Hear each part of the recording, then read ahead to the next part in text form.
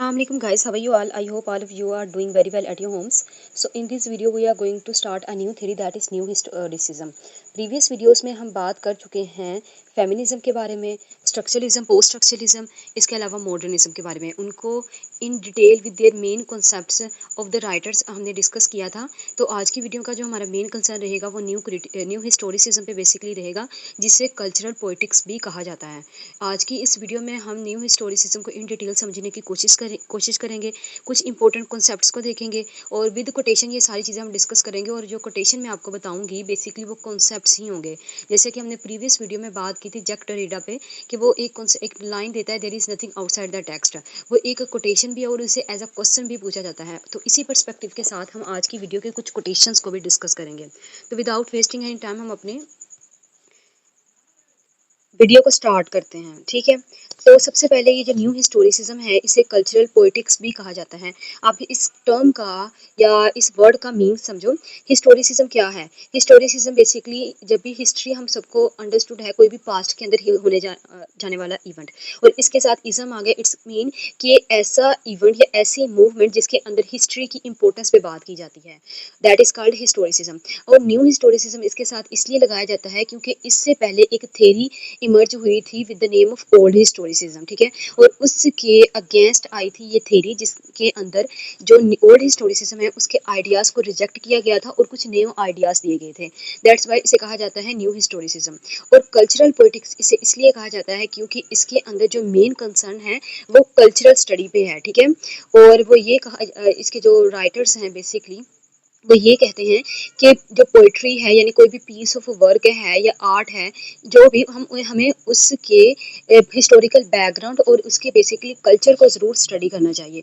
इसलिए इसे cultural poetics भी कहा जाता है, ठीक है। और ये जो कल्चरल पोइटिक्स है ये दोनों ही टर्म न्यू हिस्टोरिसिज्म और कल्चरल पोइटिक्स है, इन टर्म को कोइन किया था अमेरिकन क्रिटिक स्टीफन ग्रीनब्लैट ने, ठीक है। और ये जो न्यू हिस्टोरिसिज्म की मूवमेंट है ये एक अमेरिकन मूवमेंट है जो स्टार्ट हुई थी 1980s के अंदर अमेरिका में, ठीक है। ये यहाँ मैंने एक वर्क लिखा है Renaissance self fashioning from More to Shakespeare. ये 1980s के अंदर इसे पब्लिश करवाया गया था और ये जो वर्क था स्टीफन ग्रीनब्लैट का था, ठीक है। इस वर्क के साथ ही न्यू हिस्टोरिसिज्म की बिगिनिंग मानी जाती है, ठीक है। नेक्स्ट हम देखते हैं कि जो न्यू हिस्टोरिसिज्म है, यहाँ मैंने आपको एक पॉइंट बताया कि जो न्यू हिस्टोरिसिज्म है इसे कल्चरल पोइटिक्स भी कहा जाता है।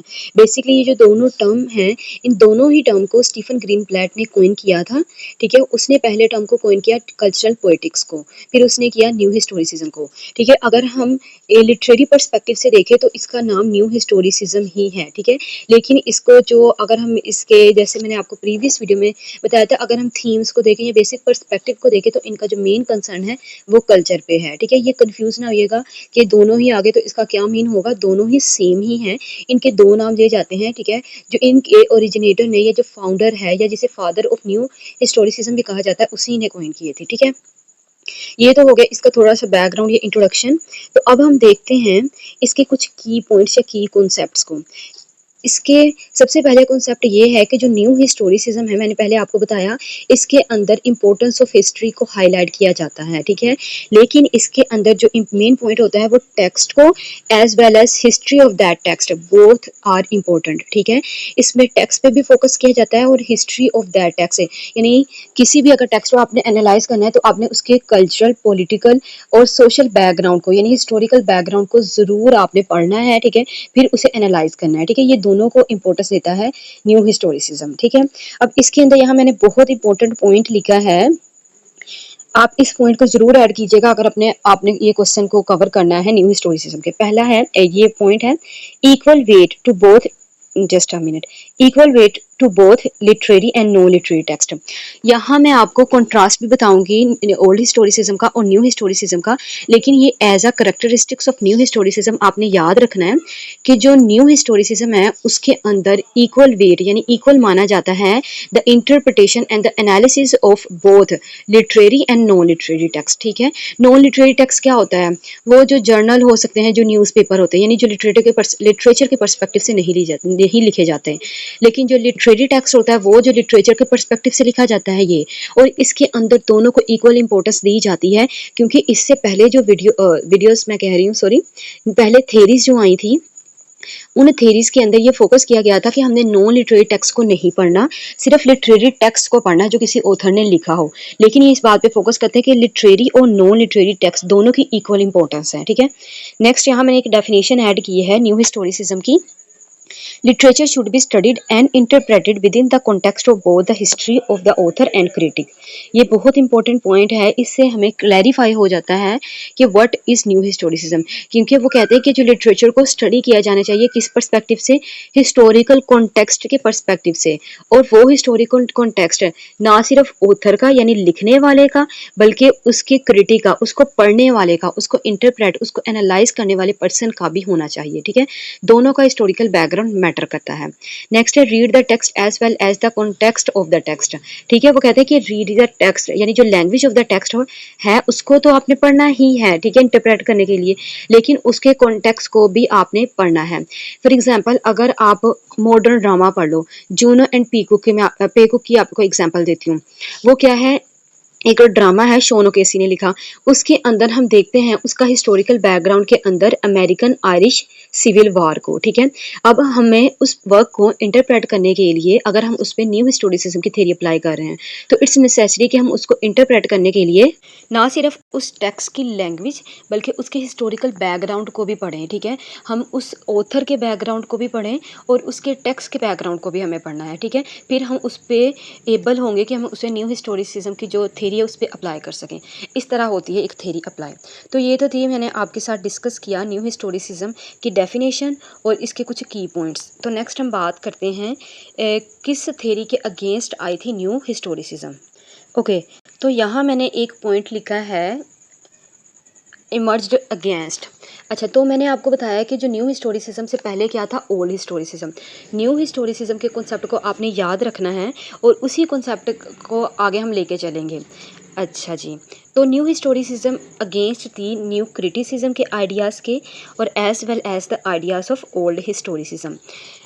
अब अगर मैं आपको एक बहुत इंटरेस्टिंग बात बताऊं कि जो न्यू हिस्टोरिसिज्म है ना, ये बहुत सारी थेरीज से इंस्पायर्ड भी थी, ठीक है, और बहुत सारी थेरीज के खिलाफ भी थी, ठीक है, क्योंकि इसके अंदर ये वो वाहद थेरी थी जिसके अंदर टेक्स्ट पे भी और हिस्टोरिकल बैकग्राउंड पे भी फोकस किया गया। अगर हम ओल्ड या स्टार्ट से थेरीज देखें, जैसे न्यू क्रिटिसिज्म आ गया, फॉर्मलिज्म आ गया, स्ट्रक्चरलिज्म आ गया, तो उन पे या तो टेक्स्ट पे या उसके हिस्टोरिकल बैकग्राउंड पे, दोनों में से किसी एक चीज़ पे फोकस किया जाता था। लेकिन इसके अंदर वो कहते हैं दोनों ही इंपॉर्टेंट है, ऑथर भी ज़रूरी है, रीडर भी ज़रूरी है, ठीक है। तो पहला मैंने यहाँ पॉइंट आपको बताया है कि जो न्यू हिस्टोरिसिज्म है वो इमर्ज हुई थी against the ideas of new criticism. New criticism का बेसिकली आइडिया ये था कि वो टेक्स्ट की लैंग्वेज पे, यानी वो टेक्स्ट पे बहुत ज़्यादा फोकस करते थे। वो कहते थे कि जो ऑथर का बैकग्राउंड है ना, वो या सोशल, पॉलिटिकल, हिस्टोरिकल बैकग्राउंड या कल्चरल बैकग्राउंड, उसकी कोई इंपॉर्टेंस नहीं है, ठीक है। वो कहते थे उसको पढ़ने की ज़रूरत नहीं है। वो कहते थे कि जो टेक्स्ट है ना हमारे पास, वो ग्रेट है देन हिस्ट्री। टेक्स्ट ज़्यादा बेटर है, किसी टेक्स्ट को आपने एनालाइज करना है तो ये बेटर है आपके लिए कि आप उसको ही पढ़ें rather than the historical background of that text as well as the background of that author, ठीक है। while new criticism focused on the purity of the text, यानी purity of the text basically means कि just text होना चाहिए, text pure होगा, यानी सिर्फ text पे ही हमने फोकस करना है। तो न्यू हिस्टोरिसिज्म इसके आइडियाज़ को रिजेक्ट करते हैं। वो कहते हैं हमें सिर्फ टेक्स्ट को नहीं पढ़ना, हमने उसको ऑथर को भी पढ़ना है और उसके बैकग्राउंड को भी पढ़ना है। अब इसी तरह अगर आप ओल्ड हिस्टोरिसिज्म के कॉन्सेप्ट्स को देखो तो वो कहते थे कि जो हिस्ट्री इंपॉर्टेंट है, ठीक है, वो कहते हैं कि हिस्ट्री ज़्यादा इंपॉर्टेंट है, ये ज़्यादा ग्रेटर है देन द टेक्स्ट।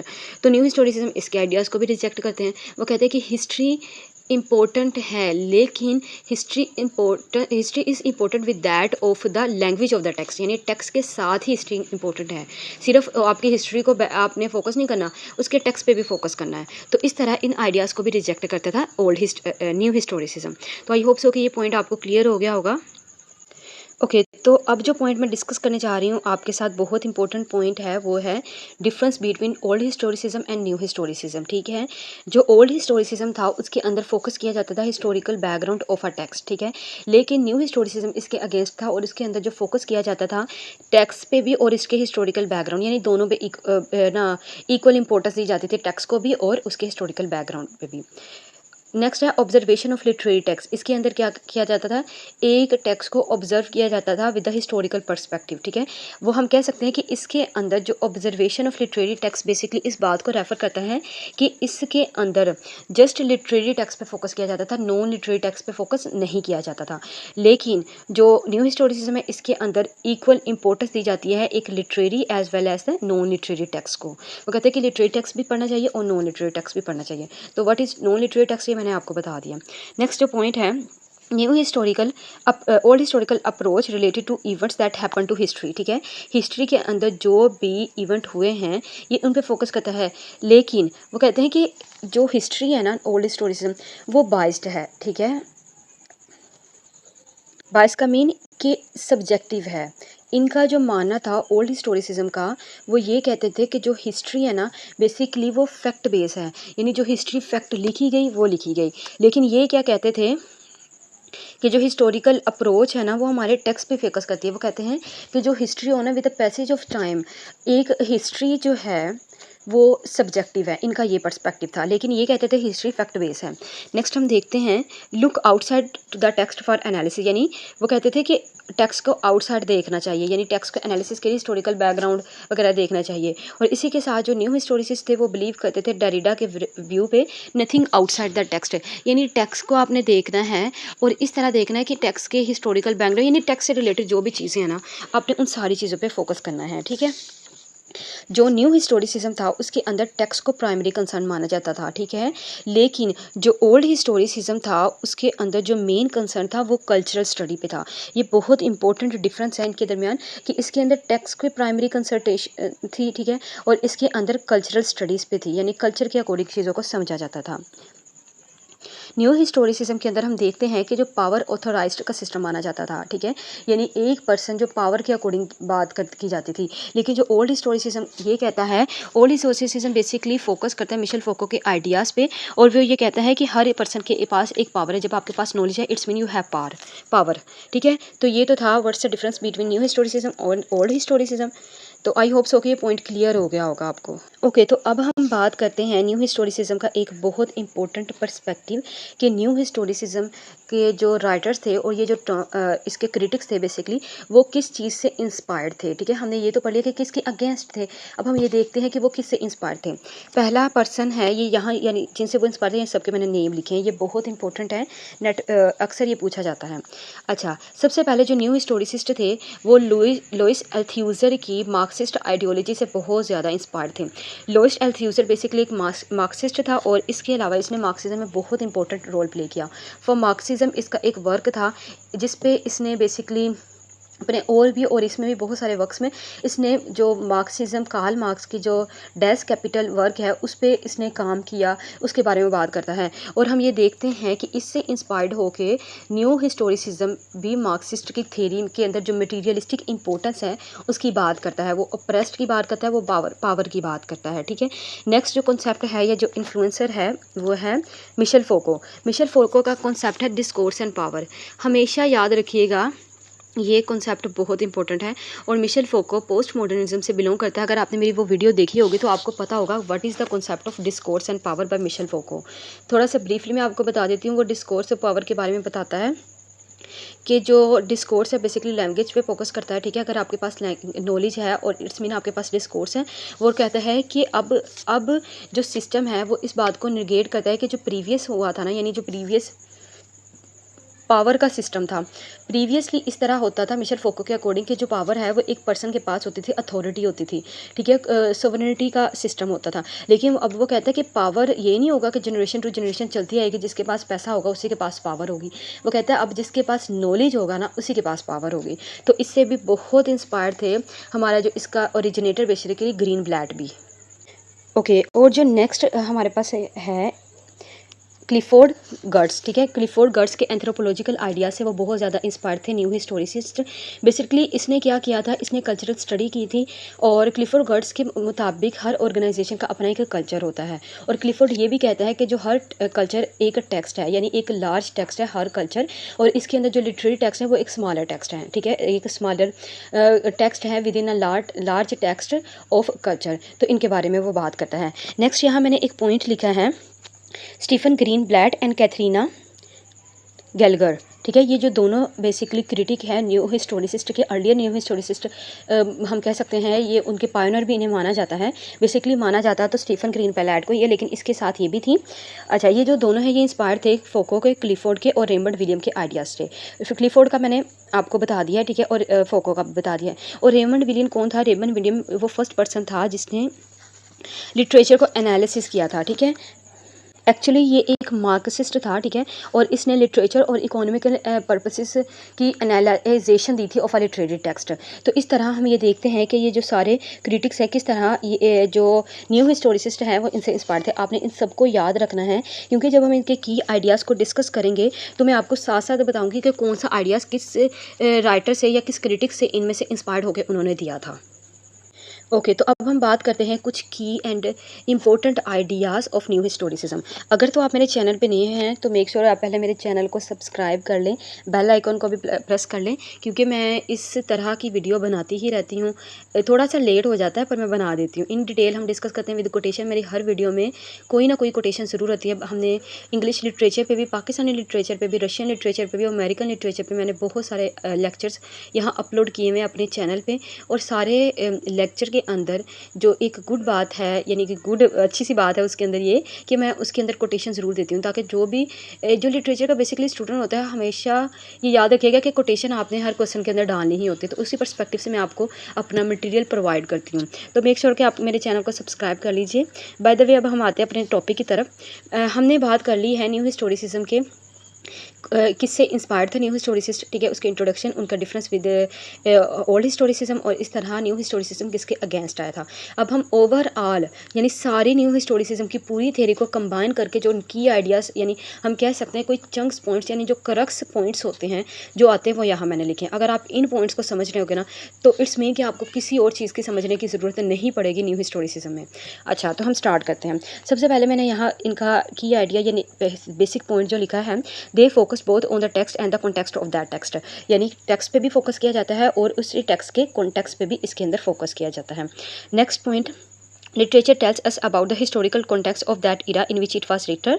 अच्छा, तो ये जो है ना बेसिकली ये मेन पॉइंट है, क्योंकि इसके अंदर ये बताया जा रहा है कि जो लिटरेचर हमें ये बताता है कि जो historical concept context of that era in which it was written, ठीक है, वो कहता है कि हमें किसी भी अगर आपने टेक्स्ट को पढ़ना है तो लिटरेचर का लिटरेरी टेक्स्ट ये भी हमें बताता है, क्योंकि हम उसके हिस्टोरिकल बैकग्राउंड को एनालाइज करते हैं तो ये बताता है कि उस एज के अंदर क्या हो रहा था, कौन से पर्सपेक्टिव थे उस एज के अंदर, क्या चल रहा था। जैसे कि अगर आप देखो, एक बहुत इंपॉर्टेंट इंटरेस्टिंग बात यह है कि जो न्यू हिस्टोरिसिस्ट ने बहुत सारे, यानी जो ग्रीनब्लैट है, अगर हम उसको सेपरेट पे डिस्कस करेंगे तो ग्रीनब्लैट क्या था, उसने रेनेसांस की स्टडी की थी, उसने शेक्सपियर की और इसके अलावा बहुत सारे रेनेसांस के राइटर्स की स्टडी की थी और इन डिटेल उसने स्टडी की थी। उसने वो शेक्सपियर के वर्क्स जैसे कि मिडसमर्स नाइट ड्रीम हो गया, बहुत सारे वर्क्स को शेक्सपियर को के बारे में बात भी करता है, हैमलेट हो गया, तो इनके बारे में वो बात भी करता है। तो इस तरह हम ये देखते हैं कि जो लिटरेरी पीस ऑफ वर्क होता है तो वो हमें ये भी बताता है कि जो कॉन्टेक्स्ट है, यानी उस इरा के बारे में भी हमें बता देता है जिस इरा के अंदर वो टेक्स्ट लिखा होता है बेसिकली। अब हम देखते हैं जो नेक्स्ट इंपॉर्टेंट पॉइंट है वो equal weight to literary and non literary text. ये वाला पॉइंट ना आपने उस पॉइंट के अंदर ज़रूर ऐड करना है अपने क्वेश्चन के अंदर, जब आप डिफरेंस बता रहे हो कि what's the difference between old historicism and new historicism, क्योंकि ये मैंने आपको पहले भी बताया कि वो थ्योरी थी जिसके अंदर ना सिर्फ यानी एक हम कह सकते हैं फॉर्मल वे में लिखे गए लिटरेरी टेक्स्ट पे, बल्कि जो जर्नल होते हैं, जो न्यूज़पेपर है, नॉन लिटरेरी टेक्स्ट पे भी इंपॉर्टेंस दी जाती थी, ठीक है। नेक्स्ट इसका पॉइंट है, its main claim is that the themes and the meanings of literature are not universal. ये बहुत इंपॉर्टेंट पॉइंट है कि वो कहते हैं कि जो थीम है वो यूनिवर्सल नहीं है and can not be derived from the text alone, कि वो टेक्स्ट से सिर्फ नहीं लिया जा सकता, that they are the product of author's time and culture situation, ठीक है। वो कहते हैं कि अगर आपको पता हो, जब हमने बात की थी पोस्ट स्ट्रक्चरलिज्म के बारे में, तो पोस्ट स्ट्रक्चरलिस्ट क्या कहते थे, वो कहते थे कि हमारे पास कोई यूनिवर्सल ट्रूथ नहीं है, जो अब टेक्स्ट है कोई हर सब्जेक्टिविटी हर पर्सन अपना इंटरप्रेट करेगा, कोई यूनिवर्सल चीज़ नहीं होगी। तो यही बात यहाँ है, वो कहते हैं कि कोई भी यूनिवर्सल मीनिंग या थीम नहीं होगा, बल्कि जो आप टेक्स्ट एनालाइज करोगे वो ऑथर के टाइम का भी बताएगा और आपका सिचुएशन का भी बताएगा। इस पॉइंट को आपको अगले पॉइंट के साथ ये क्लियर हो जाएगा। नेक्स्ट हम देखते हैं new historicist focus heavily on the political and social situation of that time, यानी दोनों सिचुएशन पे हैवीली फोकस किया जाता है। दे also are concerned with the author's background and how that influences the text and what it can tell the readers about the time। वो कहते हैं कि ऑथर के बैकग्राउंड पे भी, और ये भी कहा जाता है कि किस बैकग्राउंड के अंदर ऑथर ने लिखा था, ठीक है। अगर आप किसी भी वर्क को, पहले मैंने जूनो एम पेको की आपको एग्जांपल दी है, अगर आप देखो अमेरिकन राइटर ही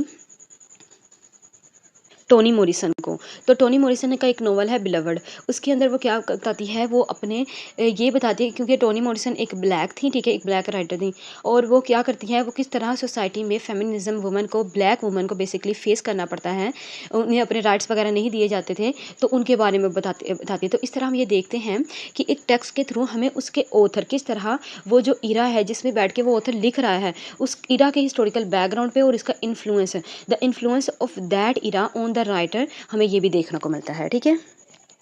नेक्स्ट हम इसका पॉइंट देखते हैं पावर स्ट्रक्चर का, द मोस्ट इंपॉर्टेंट पॉइंट। अच्छा, मैंने अभी आपको क्या बताया था कि ये किन से इंस्पायर थे, कि मार्क्सिस्ट राइटर से भी इंस्पायर थे, जैसे कि लुइस एल्थ्यूजर हो गया, और इसके अलावा विलियम रेमंड। अब पावर स्ट्रक्चर क्या है, new historicism came out of Marxist criticism, बहुत इंपॉर्टेंट पॉइंट है, ठीक है। क्या करते हैं कि जिस तरह से मार्क्सिज्म पे फोकस किया गया था, तो ये उस मार्क्सिज्म क्रिटिसिज्म पे फोकस करते हैं। Marxist criticism focuses on idea of the oppressed and the oppressor, ठीक है। अगर आपने मार्क्सिज्म की थ्योरी पढ़ी हो, तो I will try my best कि मार्क्सिज्म की थ्योरी भी अपने लेक्चर पे, अपने चैनल पे अपलोड कर दूं, लेकिन मैं आपको ब्रीफली बता देती हूँ कि मार्क्सिज्म क्या था। मार्क्सिज्म में बेसिकली कैपिटलिस्ट क्लास पे क्रिटिसाइज़ किया गया था, सटायर किया गया था, और वहाँ क्योंकि एक कैपिटलिस्ट सोसाइटी ऐसी सोसाइटी होती है जिसके अंदर जो अमीर है वो अमीर थोड़ा होता चला जाता है, क्योंकि अमीर के पास मीन्स ऑफ प्रोडक्शन होते हैं, प्राइवेट प्रॉपर्टीज़ होती है, लेकिन जो लोअर वर्किंग क्लास है वो अप्रेस्ड होते चले जाते हैं। तो इस तरह मार्क्सिस्ट में ऑपरेस्ड और ऑपरेसर के बारे में बात की जाती है। वो पर्सन जो अपर क्लास के हाथों ऑपरेस, यानी वो दबाए जाते हैं, उन्हें स्ट्रेस दिया जाता है, उनसे काम लिया जाता है विद लो वेजेस, और ऑपरेसर, ठीक है, इनके बारे में बात की। In a similar vein new historicism is concern with power structure. तो न्यू हिस्टोरिसिज्म क्या करता है, वो पावर स्ट्रक्चर पे बेसिकली फोकस करता है, ठीक है। और पावर स्ट्रक्चर पे किस तरह फोकस करता है, यहाँ एक और पॉइंट हमारे पास निकल के आता है। अगर मैंने आपको बताया था मिशेल फोको का डिस्कोर्स एंड पावर का, जिस तरह मिशेल फोको बात करता है कि हमारे पास जो पावर है ना, वो कहता है ये जो पावर है ना वो सर्कुलेट होती चली जाती है, ठीक है। जैसे कि यहाँ मैंने एक न्यू पॉइंट ऐड किया है सर्कुलेशन का, इसको हम पढ़ते हैं ताकि आपको और ज़्यादा क्लियर हो जाए। In regards to power, new historicists do not believe that power just reside the top of society। वही मार्क्सिज्म का पॉइंट आ गया कि जो पावर है वो इस बात पे बिलीव नहीं करते कि पावर को टॉप ऑफ द सोसाइटी, यानी जो अपर क्लास पर्सन है, जो लीड पर्सन, उन्हीं के पास पावर हो। Rather it is circulated and every one plays a role in maintaining current power structure. वो कहता है कि जो पावर होती है वो सर्कुलेट होती चली जाती है, और हर एक इंसान को ये हक है कि पावर उसके पास भी है। तो यहाँ मैं आपको एक और पॉइंट आप नोट कर लीजिएगा, मैंने यहाँ नहीं लिखा। अच्छा, तो यहाँ मैंने एक लेट मी डू इट। अच्छा, यहाँ एक पॉइंट है मटीरियलिज्म का, यही पावर से पॉइंट है मटीरियलिज्म का। जैसे मार्क्सिज्म में फोकस किया गया था ना ये पावर पे, और इसके अलावा सर्कुलेशन पे, वेल्थ की, तो इस तरह न्यू हिस्टोरिसिस्ट भी उनकी एक करेक्टरिस्टिक्स है, वो इस बात पे बिलीव करते हैं। बेसिकली वो मटीरियलिस्टिक आइडियाज़ को सीरियस लेते हैं, they take it seriously because according to new historicist material condition place an important role in the production of a literary work for the audience. वो कहते हैं अगर आपने कोई वर्क, फॉर एग्जांपल अगर मैं आपको इजी वे में समझाऊं कि कोई भी ड्रामा स्टेज पे परफॉर्म हो रहा है, तो ड्रामे को स्टेज पे परफॉर्म होने के लिए मटेरियलिस्टिक चीज़ों की ज़रूरत होती है। ऑडियंस चाहिए, थिएटर चाहिए, एक्टर चाहिए, डायरेक्टर चाहिए, उसका प्रोड्यूसर चाहिए, ठीक है। तो इस तरह वो इन चीज़ों की इंपॉर्टेंस पे भी वो बात करते हैं। तो आई होप सो कि ये पॉइंट अब आपको क्लियर हो गया होगा। नेक्स्ट हम इसके पॉइंट के बारे में बात करते हैं, व्हाट रियली हैपेंड।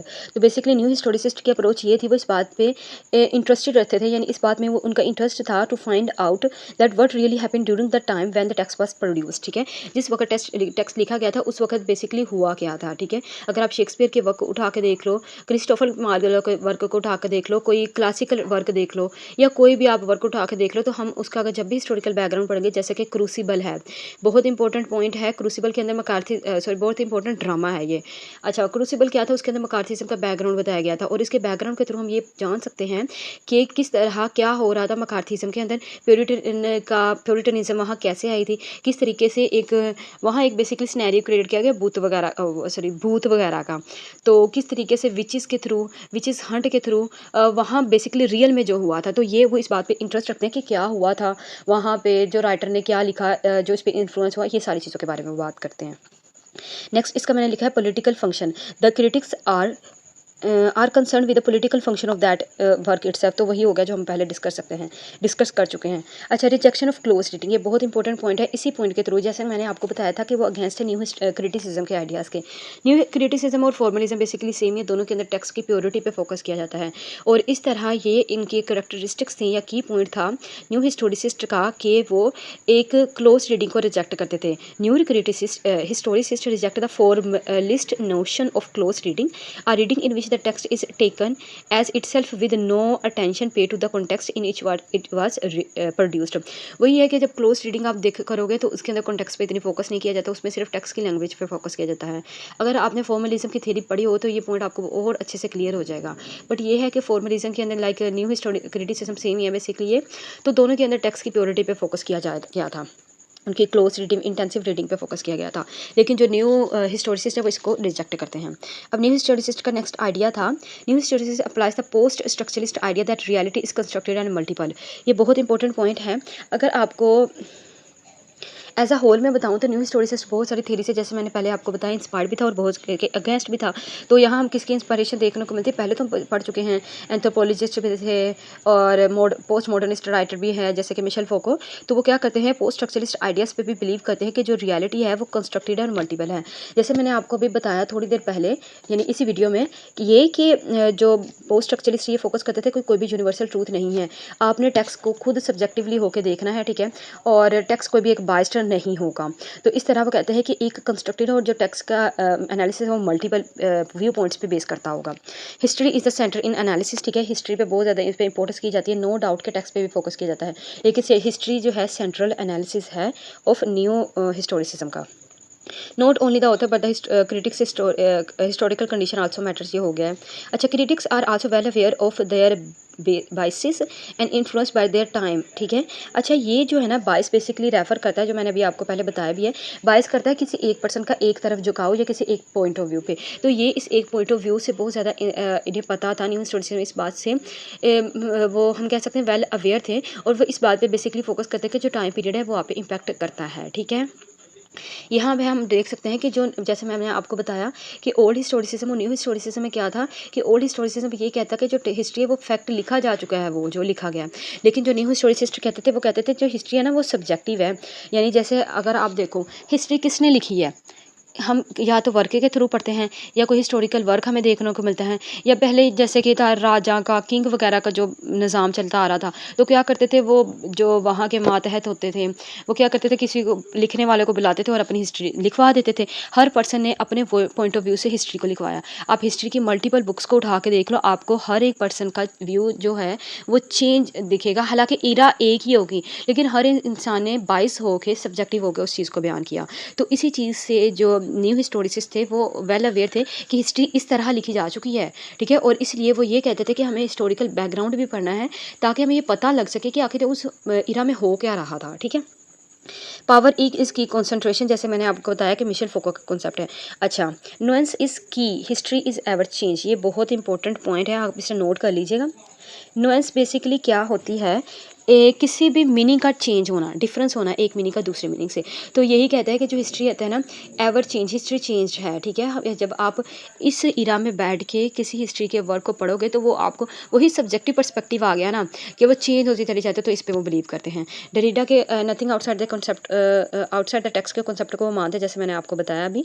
अच्छा, new historicism is not biased, ठीक है, ये याद रखना, वो इस बात से अच्छे से अवेयर थे कि हिस्ट्री बाइस्ड होती है, लेकिन वो खुद बाइस्ड नहीं थे, ठीक है, वो खुद एक पर्सपेक्टिव पे नहीं थे। वो कहते हैं पोस्ट स्ट्रक्चरलिस्ट की तरह मल्टीपल आइडियाज़ थे, ठीक है। Every word change in its meaning according to the time and the place it has been used. अच्छा, वो कहते हैं कि हर वर्ड चेंज होता चला जाता है, ठीक है, ये फैक्ट भी है। अगर आप देखो आप खुद नोट कीजिएगा, अगर आप मैं रियल लाइफ से आपको एग्जांपल दूँ, अगर आपने कोई क्वेश्चन याद किया है, वो आपका क्वेश्चन पेपर में आना है, लेकिन आपने 2 महीने पहले उसे याद कर लिया है। अब पेपर से 2 महीने पहले जो आपने याद किया उसके साइड पे आपने पॉइंट्स लिख लिए। फिर आप पेपर से 2 दिन पहले भी उसे रिवाइज़ कर रहे हो, लेकिन आप खुद नोट कीजिएगा, हर दफ़ा जब आप एक ही क्वेश्चन को या एक ही पर्सपेक्टिव को हर दफ़ा पढ़ते हो, तो आपके मीनिंग यानी नई से नई टर्म निकलती आती हैं, ठीक है? हर वर्ड का जो मीनिंग है वो चेंज होता चला जाता है, ठीक है? विद द मीनिंग या विद द कॉन्टेक्स्ट हम कह सकते हैं, ठीक है? दीज सर्कमस्टांसिस मैटर्स अलॉट, वो कहते हैं कि जो सर्कमस्टांसिस होते हैं वही हिस्टोरिकल बैकग्राउंड जो किसी एक ऑथर पे इम्पैक्ट करता है। फॉर एग्जांपल, अगर इस इरा में कोई राइटर अब इस वक्त बैठ के 21st सेंचुरी में बैठ के लिख रहा है, तो इसका हिस्टोरिकल बैकग्राउंड बहुत मैटर करेगा, ठीक है? नेक्स्ट है to understand better text better look at the historical political background of the age, ये हो गया है। Literature tells us about the historical context of that era in which it was written, ठीक है? Since this historical documents are not subordinate as context, ये बहुत important point है, देखिए। Okay, since these historical documents are not subordinate at as context, historical document basically text को कहा जा रहा है, but are analysed in their own right, we should perhaps call them context rather को text rather than context. अच्छा, जो को text है ना, बेसिकली एक होता है कॉन्टेक्स्ट, जो हिस्टोरिकल बैकग्राउंड है। कोटेक्स्ट बेसिकली हम कह सकते हैं लिंग्विस्टिक पर्सपेक्टिव से आप देख सकते हैं जो मीनिंग ऑफ द वर्ड पे फोकस करता है। तो वो ये कहते हैं कि जो हम ये देखते हैं कि वर्ड के अंदर यानी एक टेक्स्ट के अंदर बैठ के टेक्स्ट को अंदर हम बैठ के टेक्स्ट को पढ़ के किस तरीके से उसके कोर टेक्स्ट को यानी उसकी लैंग्वेज के थ्रू चीज़ों को किस तरह हम फाइंड आउट कर सकते हैं। तो बेसिकली इस बात पे फोकस करता है इसके अंदर, ठीक है? तो ये तो थे बेसिकली सारे की पॉइंट्स, ओवरऑल की पॉइंट्स हैं जो न्यू हिस्टोरिसिज्म को समझने के लिए बहुत इंपॉर्टेंट है। तो आई होप सो कि ये सारे आपको अच्छे से समझ आ गए होंगे। आप वीडियो को रोक के दोबारा इसे देख सकते हैं। मैं वीडियो के लास्ट पे चैप्टर्स भी दे दूँगी जो ताकि आपको ईजी रहे, तो आपको एक पॉइंट ढूंढना ना पड़े, तो आप चैप्टर्स पे देख लीजिएगा डिस्क्रिप्शन बॉक्स में। अच्छा, तो अब जो मेरा इंपॉर्टेंट पॉइंट है बेसिकली आई होप सो कि वैसे मैंने ये सोचा था कि हम इसी वीडियो के अंदर इस थ्योरी को कंप्लीट कर लेंगे, लेकिन थ्योरी के पर्सपेक्टिव ज़्यादा हैं, तो इंशाल्लाह आई ट्राई माय बेस्ट कि इस पे एक और वीडियो बना दूँ, लेकिन हम ट्राई करते हैं। फिर भी हम देखते हैं डेफिनेशंस भी। ये बेसिकली जो डेफिनेशन है ना, ये कुछ पॉइंट्स मैंने आपको बता दिए की आइडियाज़ के बारे में, और कुछ डेफिनेशन जो मैंने आपको बताई थी वो ये हैं। सबसे पहले मैंने यहाँ डेफिनेशन ऐड की है पीटर बैरी की, जो अपनी बुक बिगिनिंग थ्योरी के अंदर देता है। वो कहता है it is a method based on the parallel reading of literary and non literary text usually of the same historical period, ठीक है? वो ये कहता है कि ये एक पैरेलल रीडिंग होती है, यानी इसके अंदर लिटरेरी और नॉन लिटरेरी दोनों को बहुत इक्वल इंपॉर्टेंस दी जाती है, किसके अंदर, न्यू हिस्टोरिसिज्म के अंदर। और वो यानी जो लिटरेरी और नॉन लिटरेरी टेक्स्ट वो होते हैं जो यानी उस लिटरेरी टेक्स्ट को जो एक ही इरा के अंदर लिखा गया हो, ठीक है? नेक्स्ट ही इसका ही एक मैंने और डेफिनेशन यहाँ ऐड की है। वो कहता है सो न्यू हिस्टोरिसिस्ट इम्बॉडीज अ पैराडॉक्स, ठीक है? It is an approach to literature in which there is no privileging of the literary. वो कहते हैं कि किसी लिटरेरी टेक्स्ट की प्रिविलेज को नहीं मानते और इस लिटरेचर के अंदर वो लिखा जाता है, ठीक है? इस लिटरेरी पीरियड के अंदर बेसिकली वो लिखा गया है।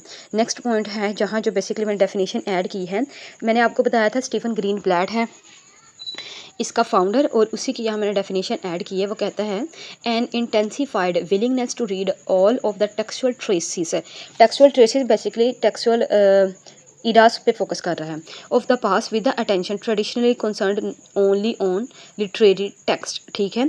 Traditionally concern only on literary text का मतलब ये नहीं है कि यहाँ न्यू क्रिटिसिज्म की तरह आप में सिर्फ टेक्स्ट पे फोकस करना है। उनका ये है कि टेक्स्ट के अंदर हिस्टोरिकल बैकग्राउंड को आपने फाइंड आउट करना है, ठीक है? नेक्स्ट इसकी जो कोटेशन यहाँ मैंने ऐड की है बहुत इंपॉर्टेंट, ये स्टीफन ग्रीनब्लैट है एक, तो इसका क्रिटिक, दूसरा क्रिटिक है एलन ल्यू, ठीक है? एलन ल्यू को जब मैं इसको क्रिटिक्स को इन डिटेल डिस्कस करूँगी, जब भी हम इसको डिस्कस करेंगे, बल्कि सबको ही डिस्कस करेंगे, अभी हम सिर्फ डेफिनेशन देख रहे हैं। एलन ल्यू एक न्यू हिस्टोरिसिस्ट था, वो इसके बारे में कहता है ल्यू claimed that new historicist use the entire world as a text. वो कहते हैं कि जो सारी दुनिया को एज अ टेक्स्ट मानते हैं न्यू हिस्टोरिसिस्ट, ठीक है? फ्रेडरिक जेम्सन है, ये भी न्यू हिस्टोरिसिस्ट था। वो कहता है कि Jameson advise literary critics to always pay attention to the historical context in which a work was produced, ठीक है? वो कहता है कि हमेशा उस लिटरेरी टेक्स्ट के कॉन्टेक्स्ट पे आपको फोकस करना चाहिए जिसके अंदर वो लिटरेरी टेक्स्ट बेसिकली लिखा जाता है। He is known as the always historicize, यानी हमेशा हिस्ट्री पे फोकस करने वाला इसे कहा जाता है। नेक्स्ट हम देखते हैं एच एरम विसर की, ये भी एक न्यू हिस्टोरिसिस्ट रहा था। ये जो सारी बेसिकली में डेफिनेशन ऐड की हैं सिर्फ दो ही हैं, एक पीटर बैरी तो जो इस न्यू हिस्टोरिसिस्ट नहीं है यानी पोएटो बारी तो ओवरऑल बात करता है ना हर एक मिनट के बारे में। तो बाकी ये सारे न्यू हिस्टोरिसिस्ट ही हैं जिनकी मैंने डेफिनेशन ऐड की हैं। अच्छा, एच एरम विसर कहते हैं new historicist combat empty formalism, ठीक है, by pulling historical condition to the centre stage of the literary analysis, यानी हिस्टोरिकल कंडीशन पे ज़्यादा फोकस किया जाता है न्यू हिस्टोरिसिज्म के अंदर। नेक्स्ट जो मेरे पास डेफिनेशन है वो लोइस मोन्स्ट्रोस की है। Just a minute, okay, Louis Montrose की है। ये लोइस मोन्ट्रोस बहुत इंपॉर्टेंट न्यू हिस्टोरिसिस्ट था। ये पीटर बैरी लिखता है कि इसने जो ये यानी लोइस मोन्ट्रोस कहता है are reciprocal concerned with the historicity of text and the textuality of history. ये जो कोटेशन है ना, बेसिकली ये जो लाइन है ये एवर ग्रीन लाइन है न्यू हिस्टोरिसिज्म की। हमेशा याद रखिएगा, इस लाइन को आपने ज़रूर डिफाइन करना है जब आप न्यू हिस्टोरिसिज्म को पढ़ रहे हो या डिफाइन कर रहे हो। वो कहता है कि historicity of text and textuality of history पे फोकस करता है न्यू हिस्टोरिसिज्म। वाकई इस पे फोकस करता है। आप देखो, यानी हम कह सकते हैं ये निचोड़ है न्यू हिस्टोरिसिज्म का, एक डेफिनेशन उसके सारे कॉन्सेप्ट का। Historicity of text and textuality of historicity, ये जो फर्स्ट पार्ट है यानी हिस्टोरिसिटी ऑफ टेक्स्ट का मतलब होता है किसी भी टेक्स्ट की हिस्ट्री को पढ़ना, ठीक है, हिस्टोरिसिटी ऑफ अ टेक्स्ट पे। और इस तरह टेक्सुअलिटी ऑफ हिस्ट्री बात पे फोकस करती है कि जो हमारे पास हिस्ट्री है वो टेक्सुअल बेस्ड है, यानी हिस्ट्री डॉक्यूमेंट की फॉर्म में है, ठीक है। तो क्या है कि जो हिस्ट्री है ना, क्या है, हिस्ट्री पहले तो रिटन फॉर्म के अंदर है, ठीक है, लिखी जा चुकी है, जिसे आप कहोगे टेक्सुअलिटी ऑफ हिस्ट्री, ठीक है, यानी टेक्स्ट पे बेस करती है हिस्ट्री, ठीक है। दूसरा है historicity of text, it's mean कि उस टेक्स्ट के अंदर हिस्ट्री मौजूद है, यानी जो टेक्स्ट है हिस्टोरिकल पर्सपेक्टिव के अंदर भी लिखा जा चुका है, ठीक है। आई होप सो कि अब आपको समझ आ गई होगी। मैंने 3 बार आपको फिर भी इसलिए समझाया है कि थोड़ा सा ये कन्फ्यूजन हो जाती है क्योंकि एक जैसी ही टर्म है। ओके, तो नेक्स्ट हम बात करते हैं बहुत इंपॉर्टेंट न्यू हिस्टोरिसिस्ट राइटर की टर्म को। ट्रूमन की कोटेशन है, the only think new in the world is the history you do not know. वो कहता है कि एक नई चीज़ और इंटरेस्टिंग चीज़ ही यही है, वो हिस्ट्री जो आप नहीं जानते। यही तो है जब आप किसी चीज़ के अंदर पढ़ते हो, फिर आपका और से ज़्यादा स्टूडेंट का या रीडर का सस्पेंस क्रिएट होता है। तो वो यही है कि जो न्यू चीज़ होती है ना किसी भी टेक्स्ट के अंदर या दुनिया के अंदर, वो उसकी हिस्ट्री है जिसे आप नहीं जानते। तो इसलिए पे फोकस करते हैं कि आपको हिस्ट्री पे फोकस पढ़ना चाहिए, ठीक है। तो आई होप सो कि ये सारे पॉइंट्स आपको क्लियर हो गए होंगे। तो आज की वीडियो के अंदर, वैसे बहुत लॉन्ग वीडियो हो गई है, तो आज की वीडियो के अंदर बेसिकली हमने न्यू हिस्टोरिसिज्म को इन डिटेल डिस्कस करने की, उनके सारे कॉन्सेप्ट्स पे बात करने की कोशिश की है। हमने न्यू हिस्टोरिसिज्म को इन डिटेल देखा, ठीक है, उसके की आइडियाज़ को, what's the difference between old historicism और न्यू हिस्टोरिसिज्म, किससे ये इंस्पायर्ड था, ठीक है, और किसके अगेंस्ट होके चला, कुछ कोटेशन विद देयर राइटर्स, ठीक है। और इसके अलावा हमने बात की है इसके की आइडियाज़ पे ओवरऑल।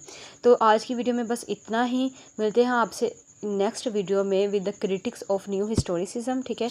इसके जो क्रिटिक्स हैं उनको पे हम इन डिटेल डिस्कस करेंगे। तो तब तक के लिए अपना बहुत सारा ख्याल रखिएगा। लाइक, सब्सक्राइब और शेयर करना नहीं भूलिएगा, ठीक है। अल्लाह हाफिज़।